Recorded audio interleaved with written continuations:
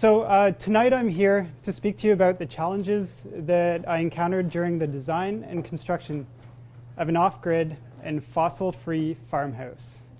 All right, so first off, I would like to acknowledge all the different parties involved in our design team. Our architectural designer, Pamela Farrow, was willing to keep an open mind while home builder Steve Dennison from Dennison Homes and I basically unloaded on her a lot of new and funky envelope details.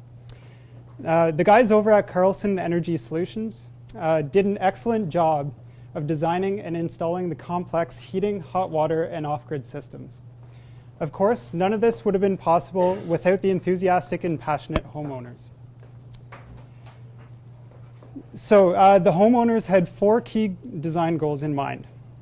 First off, they had already settled on a traditional farmhouse look that would blend in with the surrounding landscape. Secondly, they wanted to have a view from inside their house of the adjacent river and the river valley.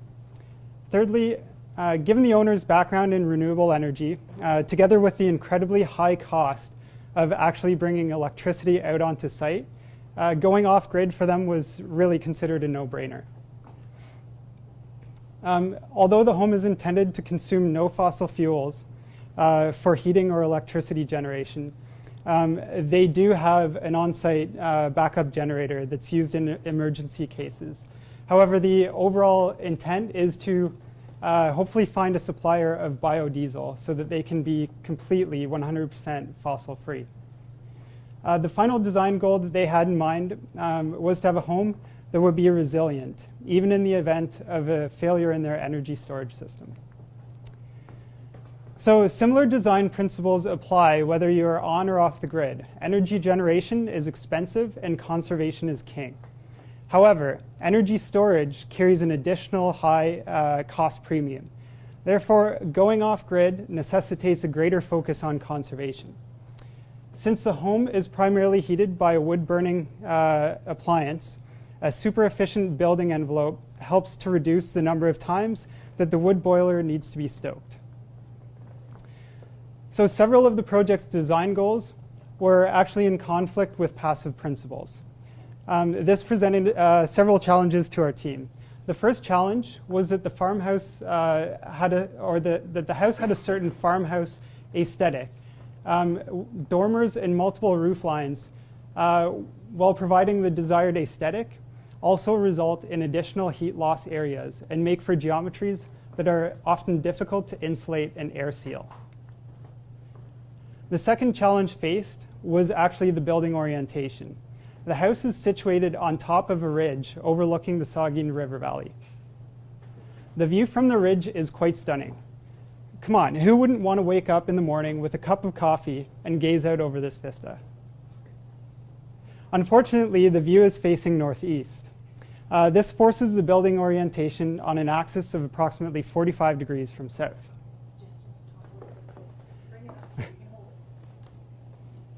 Okay, this is certainly less than optimal from a passive solar orientation perspective. Trying to maximize solar gains with this building orientation could actually lead to significant overheating. The third challenge that we faced was an interesting one.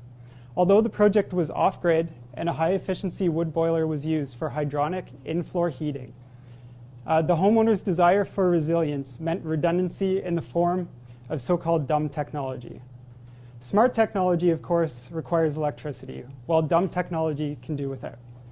A masonry fireplace was therefore specified and located in the basement to supply the house with heat, even when no electricity was available.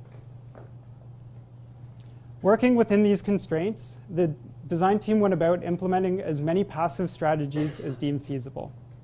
While glazing and passive shading played an important role, envelope air-tightness and thermal performance were really the core guiding principles of our design approach.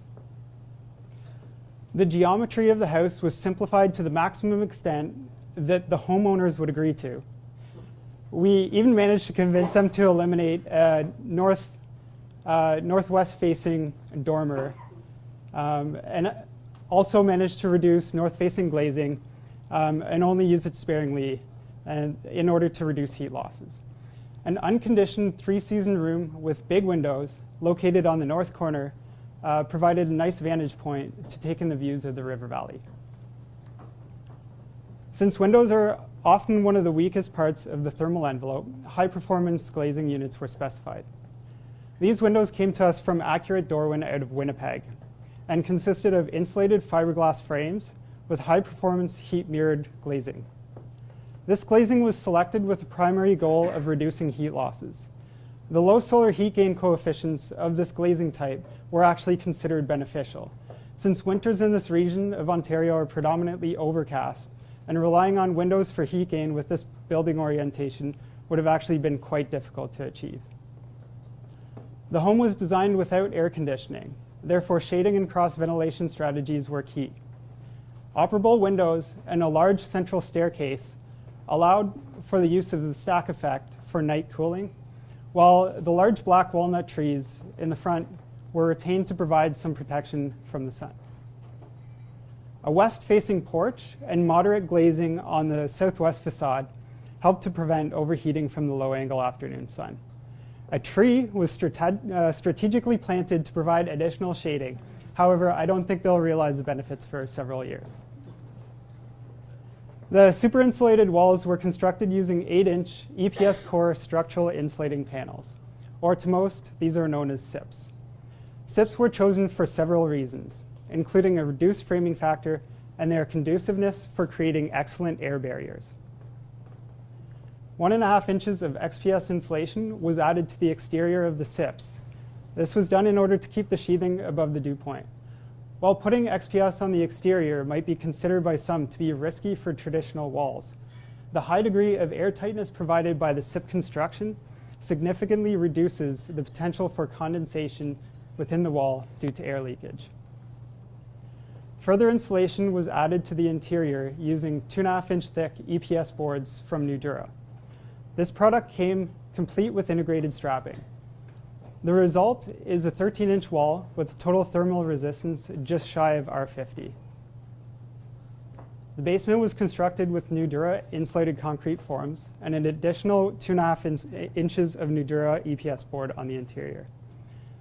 This gave the basement a total R value of just about 30, while the 6 inches of rigid foam underneath the slab allowed us to achieve R24. Thermal bridging was minimized in the design by using a continuous exterior and interior insulation layer system.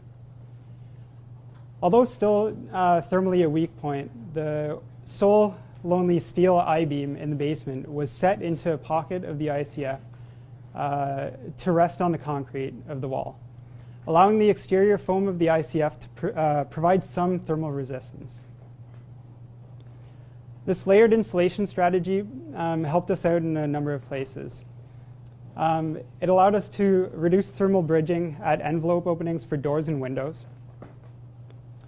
And also, we employed a strategy of interior insulation for the roof.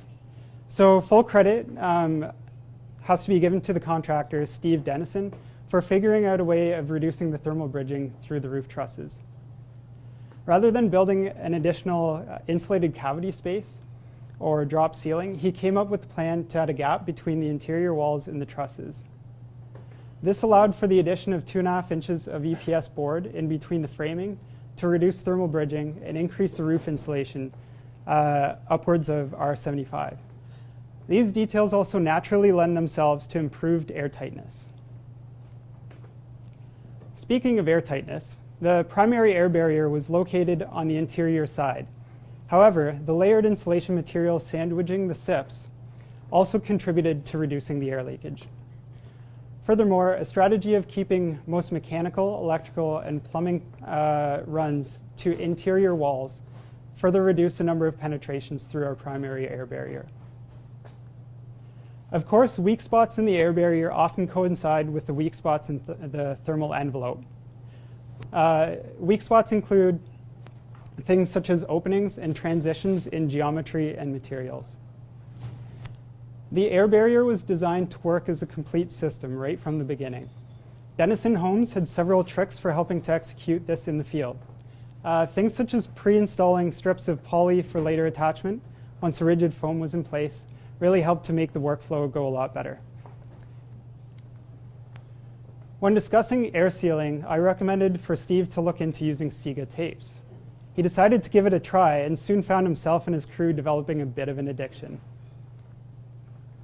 During blower door testing, the window bucks were found to be quite leaky actually, so Steve went around with some sealant to tighten things up.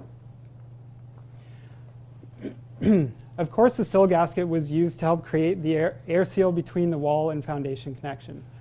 The gasket also doubles as a capillary break between the concrete and wood. The additional spray foam was used on the interior in order to insulate and air seal around the floor headers. Although I'm not a huge fan of spray foam, I believe that it can be an effective product when used in the correct application. The moment of truth, of course, happens when conducting the blower door test. We had the boys from Blue-Green Group do a check of the air barrier for us. So guys, how did we do? The results made us giddy. We were targeting an air tightness of around 1 air change per hour, but ended up going way past that to 0.52 as a pre-drywall test. Once construction was completed and all the penetrations for the ventilation system and that fireplace went in, the final depressurization test came to 0.56, while the pressurization of the envelope yielded 0.61. This gave us a final depressurization result just under the Passive House air tightness requirement of 0.6 air changes per hour at 50 pascals. So the home was modeled using HOT 2000 to estimate the annual heat demand. The modeled annual space heating requirement was determined to be just over 11,000 kilowatt hours per year. We considered this quite an accomplishment, given that when including the basement, the home is well over 4,000 square feet in area. We are getting pretty darn close to Passive House here, and despite the less than ideal geometry and orientation. Some of the reasons why we succeeded in getting such an airtight envelope and energy efficient home included the fact that we were fortunate enough to have a contractor that fully bought in right from the beginning. Recognition that the air barrier should be designed as a complete system was also very helpful. Using a super insulated building envelope comprised of structural insulating panels really made air sealing a much easier task. Careful attention to details also really helped. And of course, we had a pre-drywall blower door test conducted in order to find all those little air sealing opportunities that otherwise we would have missed. Although the results speak for themselves, I find Greg's excited comment here to sum things up nicely for us. According to Greg, it was the most airtight building they had ever tested. And I'll leave you with that. Thank you.